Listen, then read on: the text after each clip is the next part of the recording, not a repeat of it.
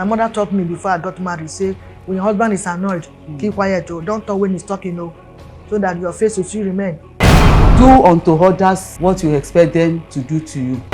Slap somebody first and you say, okay, slap this one again, and you really raise your hand. What you are looking for, you will see it.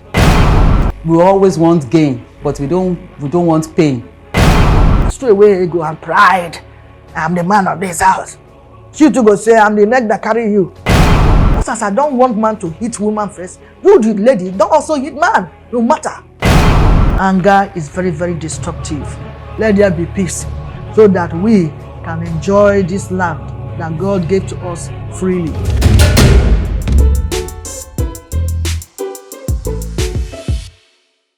But generally, anger is very, very destructive, and we must look for peace. Most times when we are angry, we don't even know what we're doing. Our sense of reasoning has been affected. Not until you calm. And so what we're saying here, don't allow your anger to get to that extent that you're holding, you know, I will kill him, you know. And then when you kill, eventually, you start shining your eyes like my own.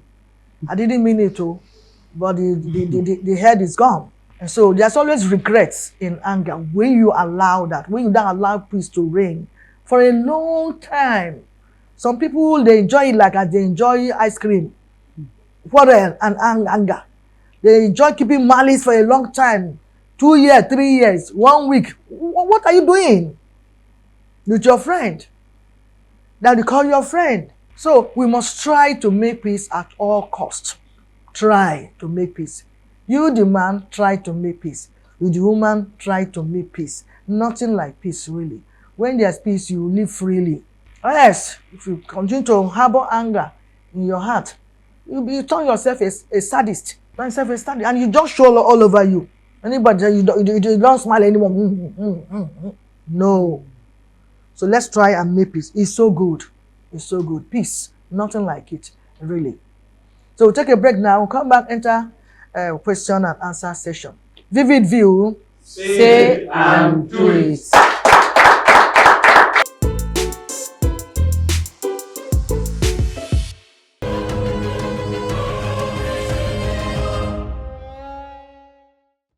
Mr. Champion, Ma, what advice will you give to people in authority?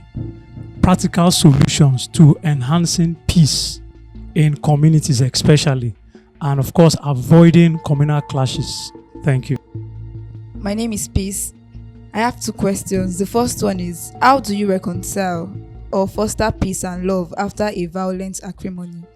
And the second question is, does peace demand compromise even when it is not comfortable? My name is Ogenesume. My question is, in a relationship, when one of the parties consistently shifts the goalpost, how do you manage peace in such situations? And the second question is, what are the roles of expectations, stereotype, and prejudice in acrimony? Thank you.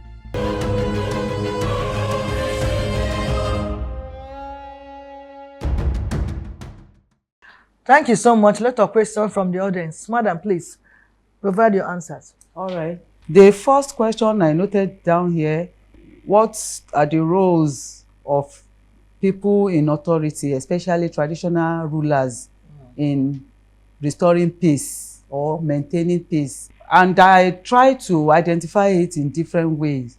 For instance, anyone that even rise up to that stage of being in authority in the first place, regardless of whether the person is traditional ruler or elected into public position and all that, what the person should have at the back of the mind is, you should have some characters, some personality that is not biased in any way or in any form.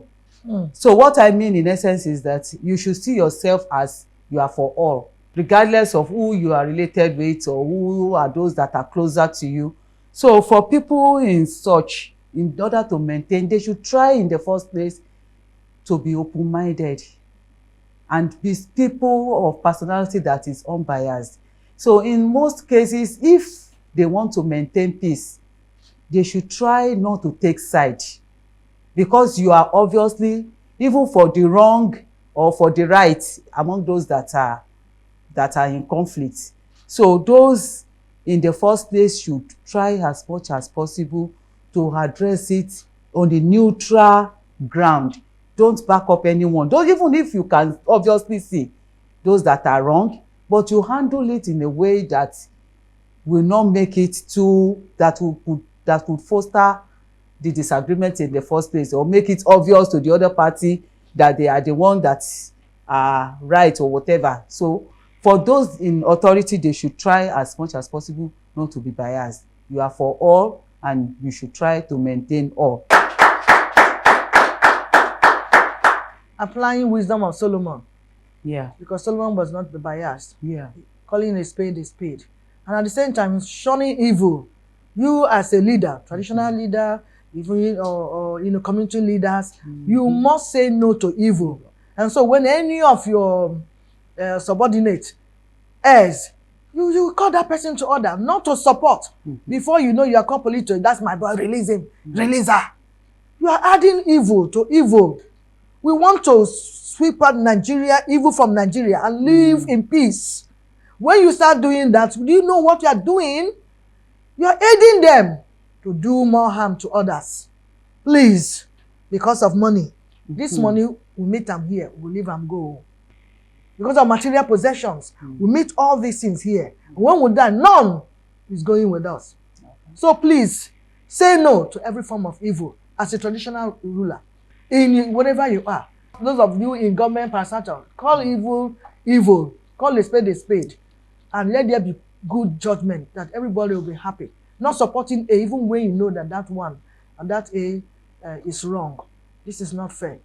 So I just want to chip in one thing. I realize that oftentimes people in authority may want to favor whoever because they are expecting favor back in return at a later date or whatever. But they should always have it at the back of their mind that this is not thing that is eternal. It is not forever. Someone that is not in position today will likely come to be in position. So tomorrow, they should think of the future. Nemesis has a way of catching up with whatever it is, decision they did not take right. And the second question I note here is, how do you reconcile peace after violent acrimony, after things had gone haywire? On a lighter mood, at times it could have, the word violence, it could have even resulted into loss of life. So some may not really be reconcilable because of the whatever it had led to. But our prayer is that one should not be involved in such, because we have heard of people that actually end up taking someone else's life. And such reconciliation, where do you even start from? Can it even bring back the life? I wonder. Unless those that suffer the loss at least make up their own mind to let go, because it will obviously. So most time, see violence as something that will obviously leave a mark, like a scar that could be. So this is the label. It's already there. Yeah, it's whenever always you look there. At that scar, okay, something like this happened to me. Okay, this will happen. So you must be very careful. That's why I say peace is still the ultimate. It's still the ultimate, because you never know the end result of whatever. And apart from that, it could even be emotional pain that made someone to take decision, maybe to commit suicide. And how do you bring back the person and whatever? So most time, how do you reconcile that? It always involves people that are maybe professional, trying to at least, I want to bring in the role of belief, religious belief in some things, because at times trying to let go of such, trying to bring it back to the way it is, the scar may remain there for life. So if not handled with care, if not handled with caution, at times it could even trigger whatever, those that were not even involved in the first place. The moment they keep remembering their loss, or it could make it escalate. So I will want to advise, if you are a religious person, pray. I believe so much in prayer. Deal with it within yourself first, because it could go beyond what you can handle. pray, God, please help me to be able to forget this. Manage Even them. if you are seeing the scar. But at a point, the scar will just be there as if it's never, as if you can just ignore it. It never existed. You will, that is the role of the place of prayer. So God will just take it off. It will no longer have that effect that it usually have. And if it is emotional one, if it did not lead the person into committing suicide or whatever, if it is emotional one, there are ways that you can say, I've gotten over it. You will just realize that it no longer even affects you the way you feel.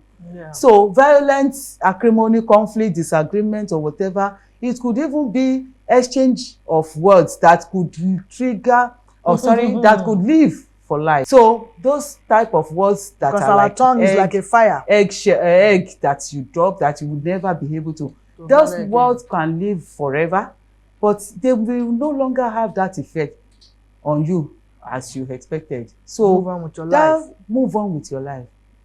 Because this life, we thank God that if we have it on our palm, everybody will want to live forever. But should I say unfortunately or fortunately, one way or the other, it will come to an end. Yes. So you want to live on, you try as much as possible to get over it. Then the third question, does peace require compromise? Of course, it does. Do you need to compromise? Yes, because it's not all the time that when you are even on the right side or you are on the, it's not all the time that you will expect people to recognize that you are the one that's right. They will still want to see it from their own view. Perspective. So compromise means you should just see it as somebody from nowhere that you can't even recognize came to pour faces on you. Is it not the person that you can see that you will take it back on? So you should just take it as you don't even know who is in the wrong or in the compromise. Means you come down and at least accept some level of blame. I want to give myself as an example. Let me just quickly cheat this. Something happened to me last week. I was supervising some students, mature students, adult students, that we expect them to at least respect themselves. A particular lady among them, I tried to address her. Madam, please sit down. Sit down and do what you are supposed to do. But she took it the other way, that I spoke to her carelessly, that I was not supposed to speak to her as if I'm talking to a child. And she raised her voice. But what I told myself at that point in time as the supervisor, I had to calm down. Exactly. I allowed her because I felt that at that point in time, she saw it the other way. Even though I was trying to maintain orderliness in the exam hall. So eventually, she still, if not that I handled it calmly, it would have resulted into something else. Yeah. All other students there, their attention were distracted and all that. So the compromise come in a way that even though I felt I am the supervisor, I had to just suppress it for her. So compromise means you still allow. So you always give room to compromise in one form or the other.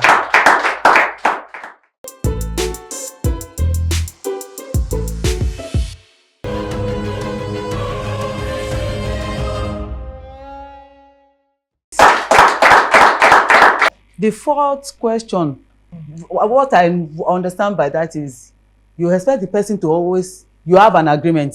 You expect the person to do their own part for you to do your own part. But the person is always the one like doing the wrong thing all deviating the time. And all that. And there is another way I even want to try to describe it now. I want to say meet or met. Needs that they are not meeting their own needs or not doing their own part. How do you deal with such person? And it's not all the time that you will expect people to play their part fully. You understand? We should realize in terms of flesh, human, there will always be flaw. But if the person is consistently doing it, that is there are ways that you could have preconceived it. You know the person you are dealing with, that you know, at times you could even be able to analyze someone Just so understanding. clearly. For me, understanding. You know, this The is person. what this person always do. So whenever he does something like that, he can just overlook. Now, so he did do. Then from time to, he still gives more counsel, still talk to him or her gradually. You don't expect a mature person to change overnight. The character has already been built. You have built that character. So you can't change it overnight. So 2 things there: understanding, tolerance. Be patient with such a one. He would definitely, or she would definitely change, hear you. But by the time you start want to load it on her all the time, no way, she'll be stubborn. Like if you are beating a goat, you remain where he is. But gradually, you will be able to turn such a person. That's my own to that. Okay, Yeah. so I want to come in from another angle now. There is this saying that if you really want that person to know how it is really affecting you, at one time or the other, in one instance or situation, what you feel that the reaction that you know, even though that is not you, react in that way towards what that person is, so that the person will know how it feels.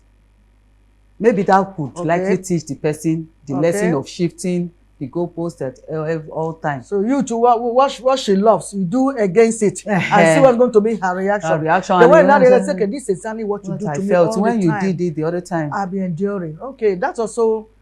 So maybe it also depends on the circumstance. So. Yeah. Depends That's what I said. Too. It's all right. Okay, the next question. All right. So the last question I have here is role of expectation.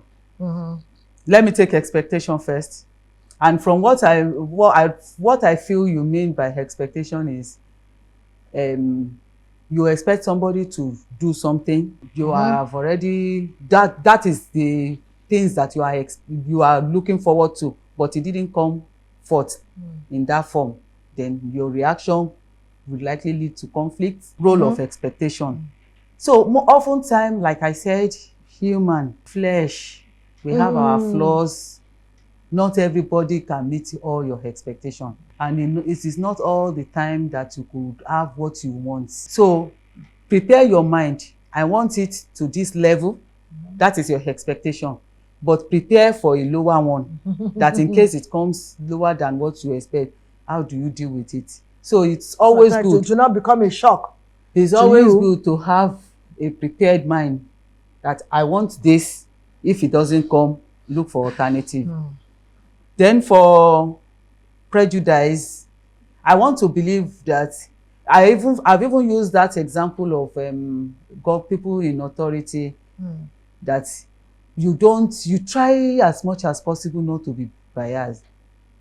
You try as much as possible not to even look down on every situation, look at it as face value. And in reality, it's always good to learn every time from every situation and or how people act at times. So that one would have prepared your mind, and it may at least remove that in the first place. So without any biasness or whatever, you will be able to at least be able to handle it. And like I said earlier, most time too, if we write down a number, is it a letter W? If you are standing at the other end, what we will be seeing is M. I'm the one that wrote W. I will always be seeing what. So it is always good at times too for you not to go overboard, to view it from the other person's perspective. Maybe that one too, if you try to do it in that form, it can also help in relationship. Like putting yourself in another person's shoe, as you said earlier. Then that last one, you said stereotype, the way things are always done and whatever. We are human. Things are changing. We should learn to be flexible. For instance, you find yourself we can't see beyond our nose at times. Like I've already given an example of someone in authority. You are there today, someone else could be there tomorrow, and you never know, it could boil back to you. So stereotype is, if you don't see it as the way it has always been done, try to be flexible. Don't be too rigid. Don't be too rigid. I also want to give example of place of work. Among colleagues, how you handle some situation when they bring conflict to you, disagreements and all that.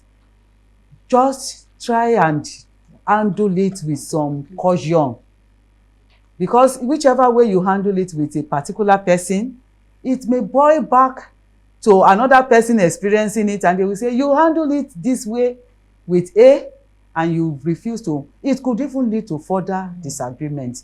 So what I mean is, if you say stereotype, make sure that that stereotype is what conform with the rules and regulations that everybody can identify with. I hope that answers your question. All right, having said all this, what are your parting words? So I will want to encourage that at every point in time, whoever you are dealing with, whoever you are in a relationship with, remember it is always good, like a balm on the body, when you are maintaining a peaceful relationship and it's yielding more peaceful relationship, then definitely you try as much as possible to remain there, and with love, backing it up with love too, because I know that love, it's overcome every other thing, no matter how, whichever way it comes. Even if someone does not deserve it, you still try as much as possible to maintain that love and keep at peace. Thank you. Thank you so much. For me, I'll say seek and pursue peace at all times. Even the Bible says, if it's possible, be at peace with all men. So nothing like peace, really. And even you will be happy. You will do well. In your business, there will be full concentration. In your marriage, there will be concentration and peace and love. If you allow that peace to always reign. So let peace reign anywhere you find yourself. At home, in the working environment, in government, prastata, let there be peace. All this quarrel here and there is not going to take us anywhere. And what always leads to that is this pride. I've said it. It must be the way I said it. Who? Why? Who are you? You are still pencil in the eyes of God. No matter the position you occupy today, you leave that tomorrow. It's still temporary. As the husband in the home, as wife in the home, as a leader in local government, state government, and federal. Whatever position you're occupying today is still temporary. Be cautious and make peace. By the time you leave that seat, now what happens? You still be around those people around you. So please, peace is still the ultimate. Thank you so much for coming for this program. I want to thank our production crew for a nice job they're doing. Thanking our audience here. And also the viewers. Thank you for always joining Vivid View. I want to invite Model Cliffin to sign off this program. Please keep watching Vivid View. Same station, same time. I remain Ahilis, your host. Vivid View. Say and do it. Vivid View with Ahilis.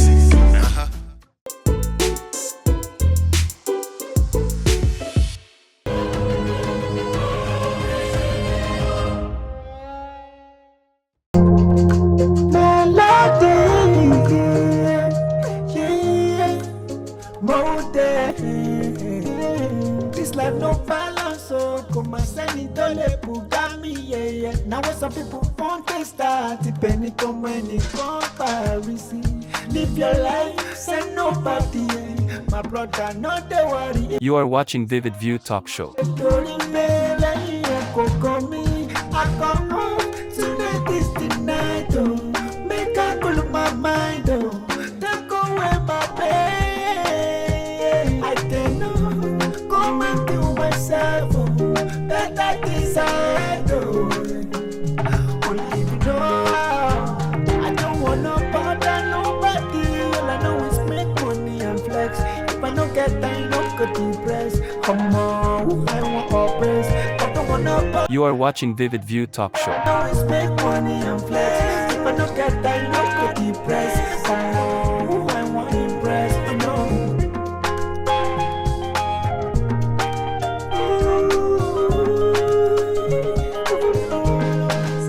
Everybody gets one or two where they bother them. Listen now well before you go traversing. Where they You are watching Vivid View Talk Show. you understand you got privilege. No they look down on nobody, no. Make you no forget the time and money. No go shank your body. Tonight is the night. Make I cool my mind. Don't go away, my baby.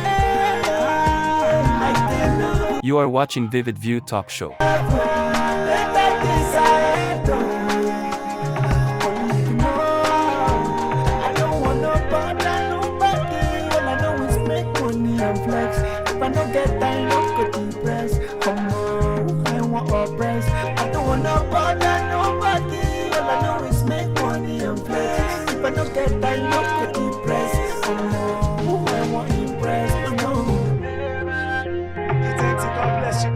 You are watching Vivid View Talk Show.